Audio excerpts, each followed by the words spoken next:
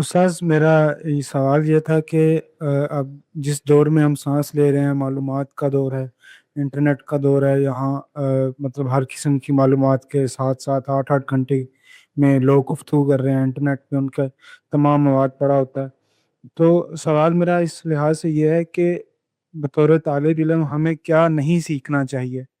سیکھنا چاہیے تو ساری مطلب خیالات جو ہیں، وہ سوال جو ہیں، یہ ایک مضمون شروع کیا، ایک موضوع شروع کیا، اور اس کے ایک دن دیا، 2 دن دیے، ہفتہ دیا، پھر نیا خیال ابھرا، اس کی طرف لگ پڑے، اور پھر اس کا مواد ہے، پھر اس کی دنیا ہے۔ تو آ، یہ ایک جملہ کہا جاتا ہے کہ سب کچھ پڑھنے والا کچھ بھی نہیں پڑھ سکتا، اور دوسری طرف یہ بھی جملہ کہا جاتا ہے کہ سب کچھ چکھو، یا جو زیادہ سے زیادہ چکھو کہ تم دنیا کے زیادہ علوم سے یا زیادہ باتوں سے واقف ہو سکو اور اچھی طریقے سے زندگی گزار سکو۔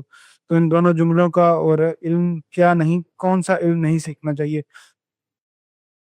آپ کے سوال کا اصولی جواب تو رسالت مآب نے دے دیا ہے، علم نافع سیکھنا چاہیے، یعنی وہ علم جو آپ کے لیے نفع بخش ہو۔ وہ علم جو لا ینفع ہے اس سے گریز کرنا چاہیے۔ تو ہمیں تو تعلیم ہی یہی دی گئی ہے کہ حسن و اسلام المرء ترک و ما لا یعنی ہے، یعنی اگر اسلام کو آپ نے اس کے حسن کے ساتھ قائم رکھنا ہے تو وہ چیزیں جو کوئی معنی نہیں رکھتی، بے فائدہ ہیں، عبث ہے، ان سے گریز کرنا چاہیے۔ ایک تو ہے بے فائدہ ہونا، عبث ہونا، ایک اس سے آگے ہے لغو ہونا۔ اس کے بارے میں خود اللہ تعالیٰ نے تاکید فرما دی ہے، اہل ایمان کے اوصاف میں بیان کیا ہے کہ ہم عن اللغو معرضون، تو اس سے بھی اجتناب کرنا چاہیے۔ تو یہ تو وہ اصولی اخلاق کی بات ہے۔ اس کے بعد جو سوال کا حصہ ہے اس کے بارے میں یہ عرض ہے کہ کوشش کریں کہ آپ کیا کرنا چاہتے ہیں یہ جلد سے جلد متعین ہو جائے، لیکن ہر انسان کو بہت کچھ صحیح و خطا کے مراحل سے گزر کر ہی یہ وضوح حاصل ہوتا ہے۔ ہم لوگوں کے ساتھ بھی ایسے ہی ہوا۔ پہلے مرحلے میں آدمی میں کچھ انتشار ہوتا ہے، یہ بھی ہے، وہ بھی ہے، یہ کر لوں گا، وہ کر لوں گا۔ تو اس مرحلے میں تو بہرحال کوئی بڑی پابندی نہیں لگائی جا سکتی کہ آپ کیا انتخاب کریں، اور میرا احساس یہ ہے کہ اس کا کچھ فائدہ بھی ہوتا ہے۔ یہ شاید اللہ تعالیٰ ہی کا بنایا ہوا طریقہ ہے۔ مثال کے طور پر جن چیزوں سے مجھے اس عمر میں، جس کا آپ ذکر کر رہے ہیں، دلچسپی تھی، تو اس میں علم غلم پڑھ ڈالتے تھے۔ علم غلم سے میری مراد وہ لغویات نہیں ہیں، تو ہر طرح کی چیزیں پڑھتے تھے۔ یعنی سائنس کی چیز سامنے آ گئی، اس کو پڑھنے بیٹھ گئے، فلسفے کا معاملہ ہو گیا، اس کو پڑھنے بیٹھ گئے۔ اس سے ایک مطالعے کی وسعت کا پس منظر ضرور بن گیا، یعنی اس کا ایک فائدہ ہوا بہرحال۔ تو اس وجہ سے یہ فائدہ بھی آپ اٹھا سکتے ہیں، لیکن کوشش کیجئے کہ جیسے جیسے شعور پیدا ہو رہا ہے آپ کی منزل متعین ہو جائے، یعنی آپ کیا کرنے جا رہے ہیں۔ ایک تو ہمارے یہاں ایک بڑی بدقسمتی یہ ہے کہ علم کی تحصیل مجرد نہیں رہی، وہ معاش کے ساتھ وابستہ کر دی گئی، جو نہیں ہونی چاہیے تھی۔ میں تو بہت عرصے سے لوگوں کو توجہ دلاتا ہوں کہ اپنے بچوں کو ہنر سکھائیے، لازماً کوئی ایسا ہنر جو ان کے لیے معاش کا ذریعہ بن سکے، تاکہ وہ علم کو علم کے طریقے پہ سیکھیں۔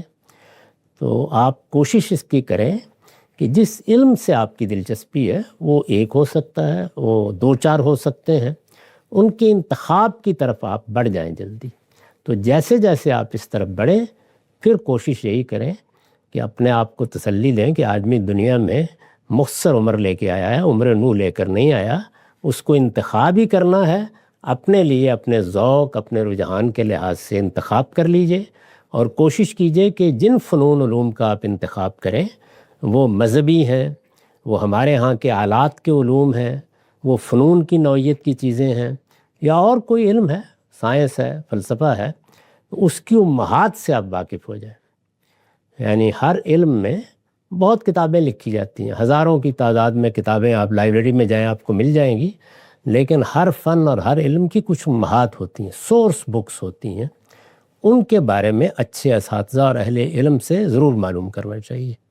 مجھے یاد ہے کہ میں ایک مرتبہ استاذ امام کے ساتھ جامعہ اشرفیہ کی لائبریری میں گیا۔ مولانا فضل رحیم صاحب نے ان سے کہا، وہ عصر کی نماز اس زمانے میں وہیں پڑھ رہے تھے، تو نماز کے بعد ذرا لائبریری دیکھ لیجئے۔ تو وہ دیکھتے رہے، اور دیکھنے کے بعد، بڑی لائبریری ہے جامعہ اشرفیہ کی، بڑی لائبریری کو دیکھنے کے بعد لوٹتے ہوئے انہوں نے مجھ سے کہا کہ میں اگر اس میں سے کتابیں اٹھاؤں تو 50 سے زیادہ نہیں چاہیے، ہر فن کی امہات ہی اٹھانی چاہیے، اور وہ اس سے زیادہ ہوتی نہیں۔ تو اس وجہ سے کوشش کیجئے کہ آپ جن فنون سے دلچسپی رکھتی ہیں ان کے امہات سے واقف ہو جائیں، اور وہ اہل علم جن کو اس فن سے دلچسپی ہوتی ہے وہ ان سے واقف ہوتے ہیں، وہ پوچھیے، آہستہ آہستہ اپنے اندر یہ انتخاب پیدا کیجئے، اسی سے پختگی آتی ہے، اسی سے آدمی دنیا میں کوئی کام کرنے کے قابل ہوتا ہے۔